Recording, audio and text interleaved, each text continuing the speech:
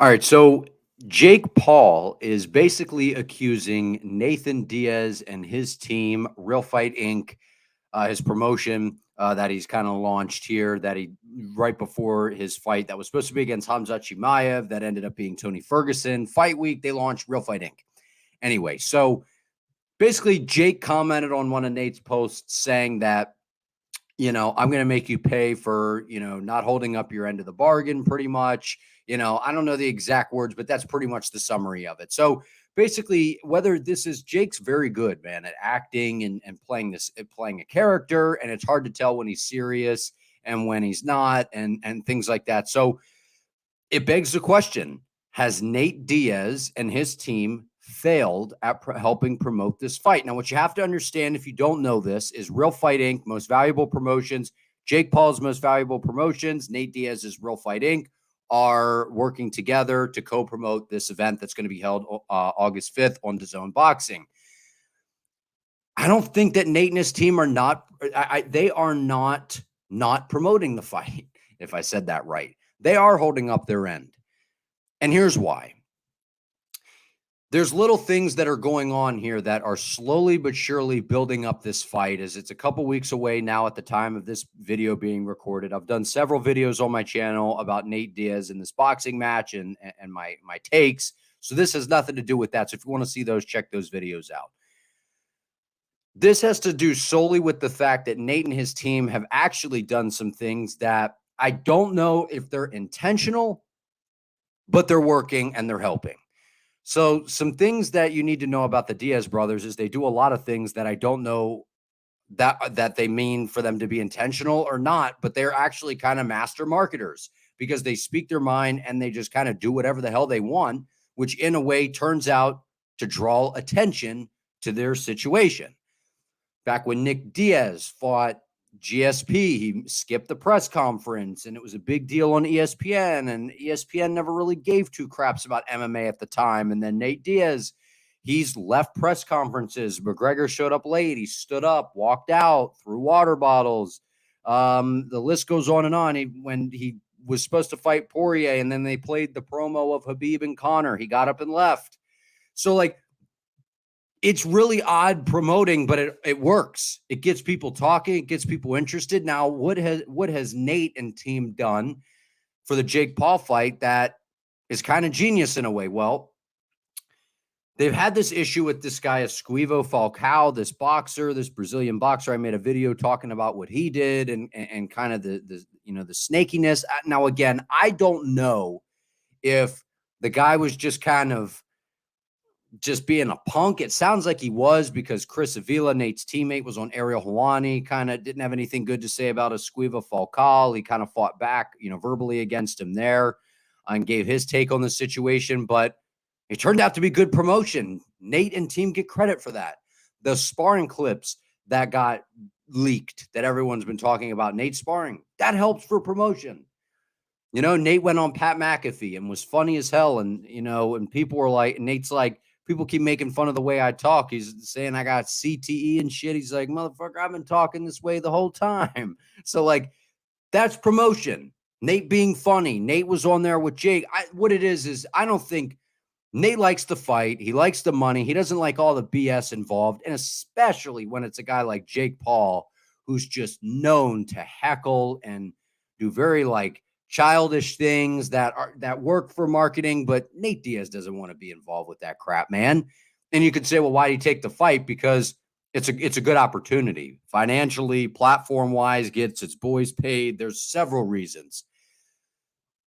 They've started to put some trailers out, right, on Nate Diaz's YouTube channel, on Real Fight Inc.'s Instagram page, on Nate's social media pages. They've started to put some trailers out there. They started to do some things to build the fight. But these little things that you're hearing, all of the Andre Ward coming out saying the things that he said about sparring the Diaz brothers, specifically Nate, out at the Garcia's gym, they held kind of a media thing where ES News and Inside Fighting are two of the sources that kind of get the inside scoop when it comes to the NDA Army.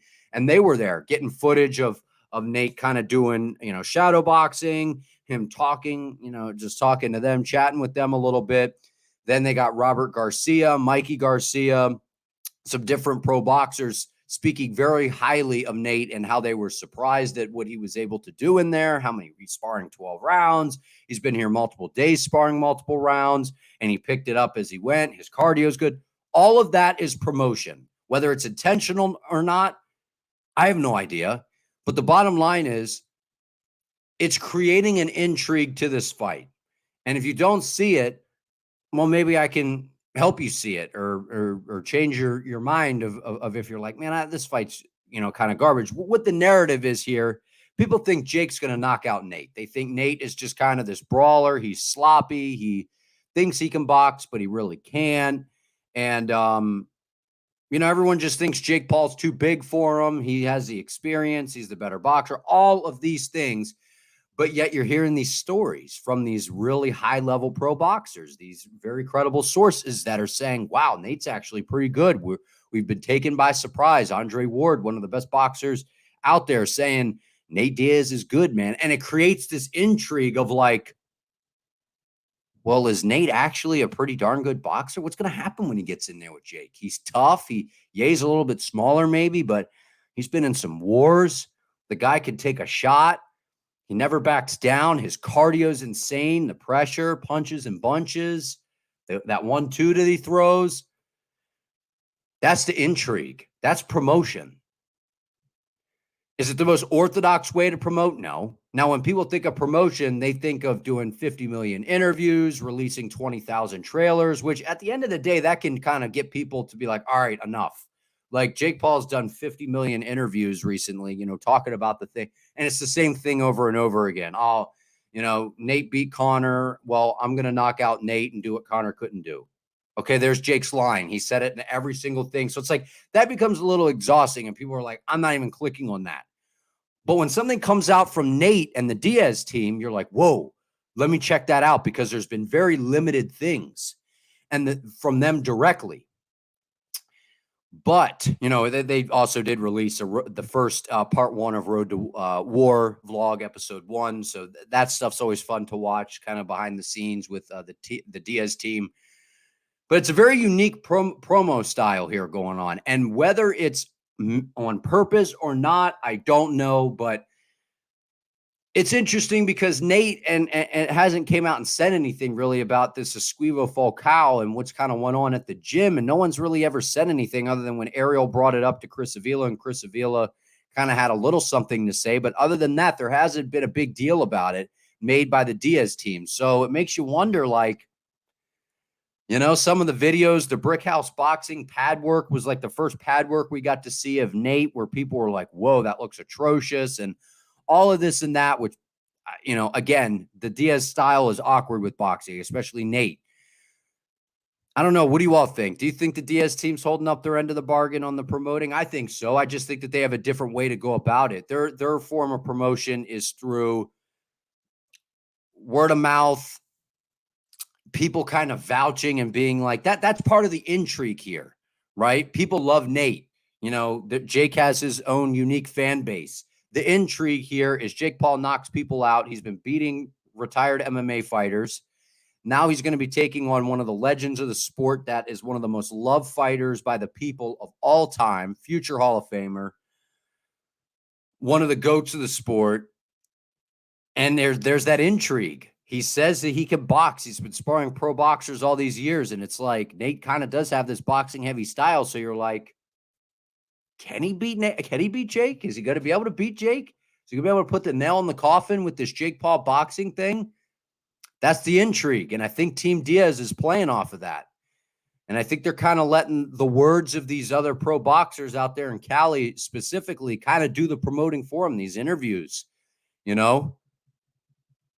What do y'all think? That's my thoughts. I think the Diaz team's held up their end of the bargain. I think they have a different, Real Fight Inc., they kind of have a different way of promoting, but I think they've done fine. And I think that the promo is going to start to pick up as we go here now. Granted, it has been hard for people to find details about the fight, where it is, who, what, when, where. They did a press conference back in May, and it's like already July, and there hasn't been a press conference or anything since, which is weird.